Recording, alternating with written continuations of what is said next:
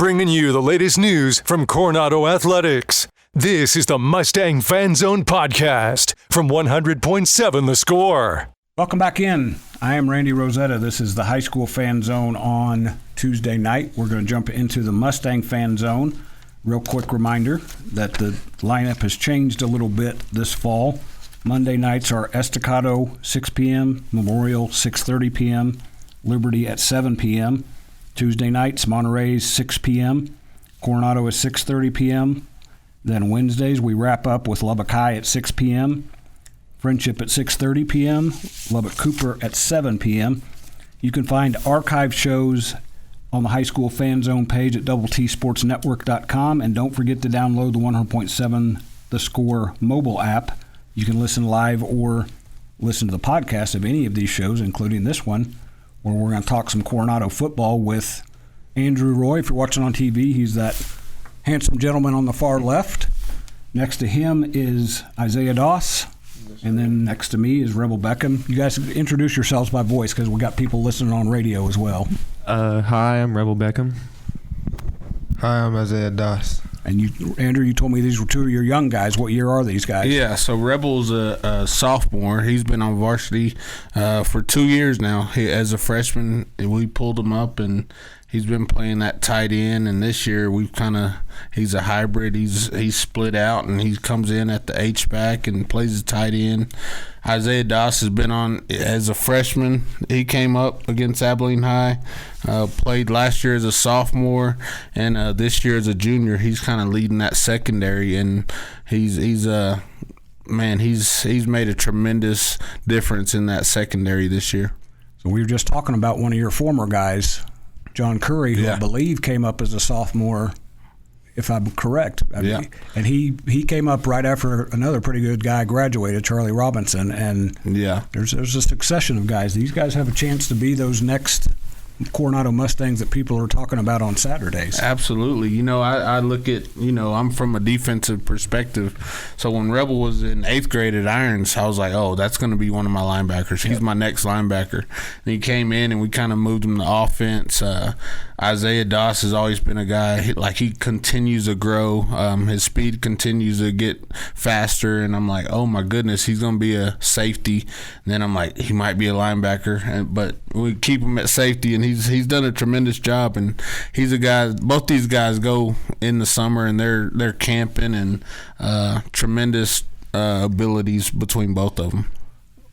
Guys, you're going to have to talk to Coach, because Ryan Rodriguez, the Lubbock Cooper quarterback that you guys played a few weeks ago, he was a linebacker all through middle school. Yeah. He wound up as a quarterback, so you got to ask Coach what's going on there when I start throwing the ball. And Ryan plays like a linebacker, so. Yeah, and both these guys could play offense for us, so maybe next year in the future they get some offense. Well, we're going to talk about the future. We're going to real quick tear the bandage off and talk about last week. Yeah. It was a bad night at the office. Went down to Abilene Wylie, got beat 70-14. Not a lot went right. No, nothing. Sometimes that's going to happen. Sometimes you're the windshield, sometimes you're the bug. It just happened to be we're the bug night. Yeah, absolutely. And it's one of those nights where you just sit there and nothing's going right, and it just doesn't. Anything that goes wrong can go wrong, and it did. And we're trying to get over it. You know what I mean? We're on to the next. So we put it out of sight and out of mind. So we're on to the next. We're ready for Abilene Cooper. I can bet the answer to this 15, 16, somewhere in that range. You guys probably turned the page a little quicker than the coaches, I would guess. It's when you're younger, it's a little bit easier to quit. You don't want them to completely quit thinking about it, but coaches. Although Coach, we've talked about this before, he's a girl dad, so he's got enough on his plate to keep him busy. So that's about all we're going to talk about that one, because you guys hit the road right back to Abilene this week. We talked a lot last week about your memories of Abilene Wylie when you were growing up in Abilene. Well, I'm going to guess that Abilene Cooper had a different set of memories for an old Eagle. It's even worse, We went to Abilene Wylie, and it was a hostile environment. I mean, it was their homecoming. They had a packed crowd. It was I'm telling you, everybody in the Abilene Wylie community was there, and so we were kind of behind the 8 ball already. Got some couple bad calls, and man, I feel the same way this week. It'll probably be the same way, but man, it's going to put us in a better position. We go to a couple hostile environments. We get to Monterey and Tascosa and Abilene High at home. We're going to be all right. Yep, you're going to be tested by fire. How many games did you play at Shotwell Stadium? Oh, I can't even count. Plenty. And you've coached a few there as well. Yeah, not as many as I played, but yeah, coached a few there. I love that spot. It's just a historic old stadium. Yeah. Plus, what's the barbecue place right down the road? You got Joe Allen. Yeah. Butch Henderson, former Coronado coach, he wanted to get his team ready, but he would always talk about, and we're going to Joe Allen's after the game. That's it, man. All right, when you guys grab the mic, let's get you guys to talk a little bit here. We're coming up on a break, so we'll just go get one of you. Isaiah, you guys do have to get over that quickly. What's been the frame of mind for you guys starting Monday morning at practice? It's just ready to work, and we just got to get there on time and make sure we just go 100% almost every play that we have. We just can't give up on plays anymore. All I'm worried about this week is going 1-0. Rebel, I know Coach well enough to know he's high energy. There's no letdown in him. How has he helped you guys kind of boost your spirits back up this week? He's definitely been very motivational. Definitely pushing us to give our effort that we need to. That's something that we struggled with, was just getting the effort on and off the field. He's definitely been pushing us this week at practice. So that's something that's been very helpful for us going into this game. They go down to Abilene, 7 p.m. Friday at Shotwell Stadium against Abilene Cooper. That'll be on 96.9 The Bull. We'll be back on 100.7 The Score in the Mustang Fan Zone right after this break. Diving headfirst into Coronado athletics. You're listening to the Mustang Fan Zone on 100.7 The Score on the 100.7 The Score mobile app. Welcome back into the Mustang Fan Zone on a Tuesday night. I almost said Friday night because I've got it in my head. There's no Thursday game here, so I can kind of jump right to Friday in my mind, which is not healthy. But Rebel, I want you to answer this one. I told you guys you played Abilene Cooper. You played Abilene Cooper the last several years. We won't talk about the score from last year. Got away from you a little bit.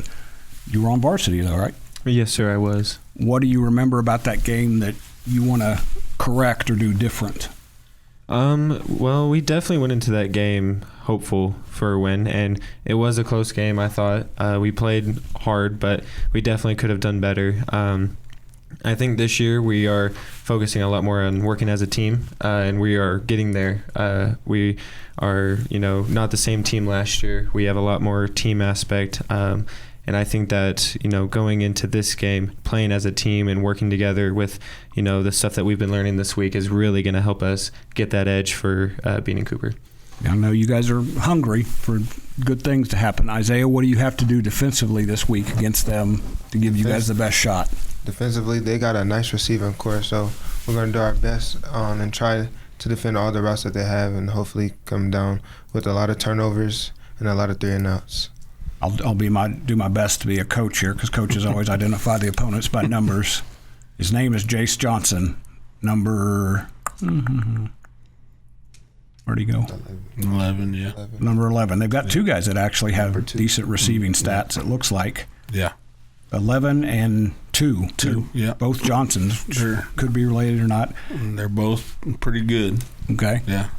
And they've got a quarterback that's a senior, which have you guys, I know against Legacy you saw a sophomore quarterback, but you've seen older quarterbacks ever since then, so in the other two games. Absolutely. And this guy, he was a receiver last year, Carrillo, and they moved him. He's an athlete. He can throw the ball. He's a baseball player. He's just an all-around athlete, and so he does a lot of good things. He's spreading the ball around. They have two good running backs. They do a lot of two-back stuff, so they're well-rounded on the offense. So we have our work cut out for us. I remember your baseball playoff series against them. They had some beefy kids too that I'm going to guess maybe put on football uniforms in the fall. Oh yeah, like I said earlier, their defensive front is pretty dang good. I think they have a UTEP commit at D tackle. and he flies off the ball, and he's causing havoc in the backfield. So we have our work cut out for us, but I think we're ready to go. All right, you heard me ask these two about coming to practice Monday. What did you see in your guys that encouraged you? Sometimes it takes players lifting a coach up a little bit too. Man, after that loss, that's one of the worst ones I've ever been a part of in 20 years, and just them showing up, you know what I mean? Especially these young guys. You see them show up and they're ready to go. They put their helmet on and they're ready to go right after a tough loss like that. That's what you want. You know, you don't want to have to beg guys to get to practice and stuff like that. We want guys that are ready to show up and turn the thing around. So this is what we want. Isaiah, what Coach was just saying there, when you're young and you've got a lot of games left, you get to be a senior, those games start to the road shrinks a little bit. When you know you've got the chance to get this season going and you've still got next season, is it easier to come back from a loss like that, or is it still tough to think that one got away from us, or what's the mental part of the game? It's kind of tough, but you just got to push through it and tough it out and make sure you just come back the next week even harder and better and stronger. So, Rebel, tell me about, you've been on varsity a long time, but go back to your class, go back to your middle school days. Was this a group that had some cohesion, some chemistry? Is that something that you think you can kind of amplify a little bit the rest of this way? Absolutely. I think my class has grown a lot, especially coming out of middle school strong. And, I went to Irons, but, just that group coming together with, the other middle schools, we created a pretty good team. And, having those guys grow over the freshman year and now, the sophomore year, we've gotten to create a pretty good JV team. And, I'm excited for whenever they come up. I think we're going to have a really good team. I'm excited to be back on the team with them and get to see them more and stuff. It's fun getting to see him in practice and everything, but, I'm glad to, start getting in the games with him. I may have asked you this last year, Andrew, but when you become a head coach, you have to start thinking wider picture and things like what he's talking about. You have to think, I want these guys ready now, but I also want to start getting that foundation for the future. So we're coming up on the break here, so I don't want you to get cut off here. We're going to talk to Andrew more about that because Mustangs have a lot of young guys. There's a foundation there. May not be going their way right now, but they've got a chance to get things going. We'll come back in the Mustang Fan Zone on 100.7 The Score. Your inside look into Coronado sports. This is the Mustang Fan Zone on 100.7 The Score and the 100.7 The Score mobile app. Welcome back to the final segment of the Mustang Fan Zone on a Tuesday night. We'll zip through the schedule one more time here in a minute, if I can find it. We're talking to Coronado, and kudos to Katie Farrell. She just got me her schedule for the season. So you can tell she's excited. She's a good one, man. Golly, I'm so glad we got her. Well, did you watch when she came on? Yeah. I didn't get to see it. I'll see if I can find it and send it to you. She I didn't need to say a word. She's spot on, man. And in all fairness, Lee Scott's already got me his schedule too, so he's on top of it. And I know he's excited because this is kind of a transition year for him. Last year was taking over for a good coach like Ernie.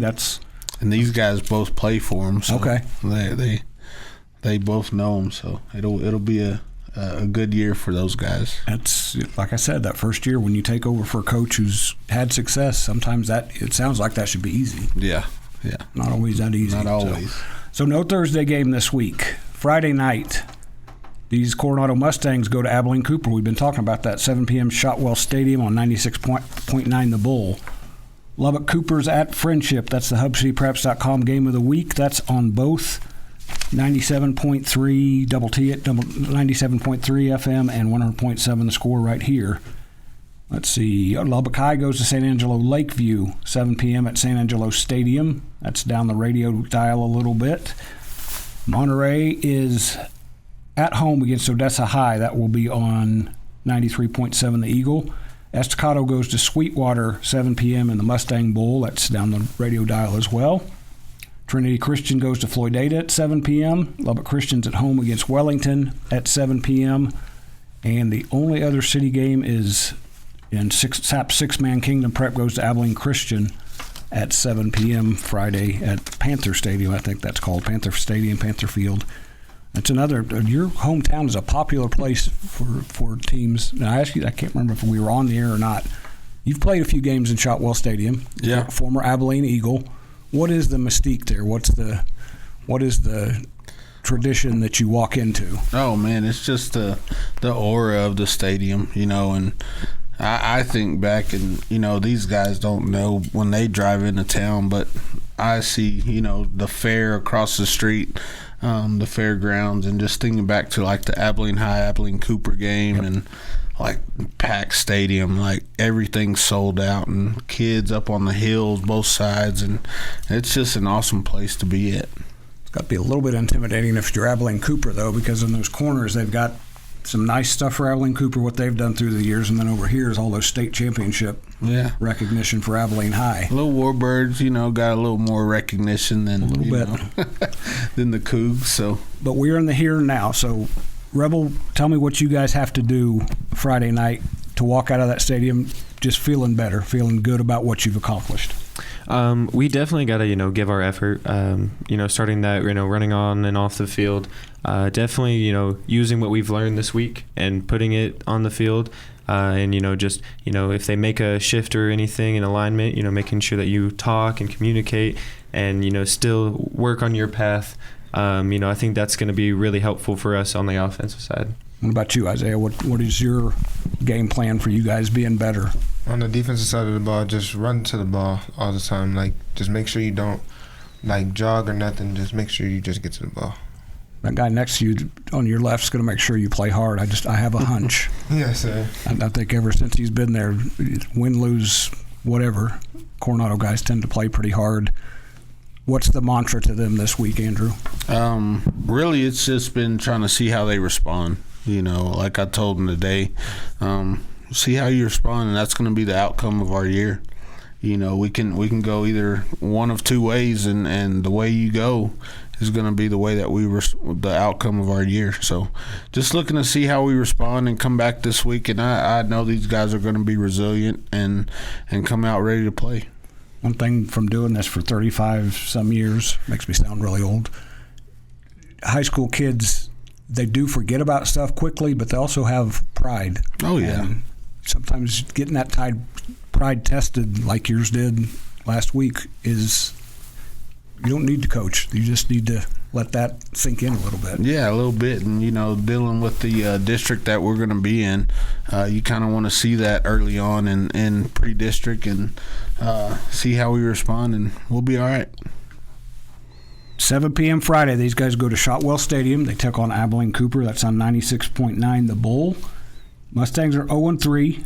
They're going to get better. I don't have any doubt about that. Ever since Andrew's been there, they've found a way to get better as the season goes on. Abilene Cooper's 1-2, so it's a challenge, but I bet that the Mustangs are going to be ready for that challenge.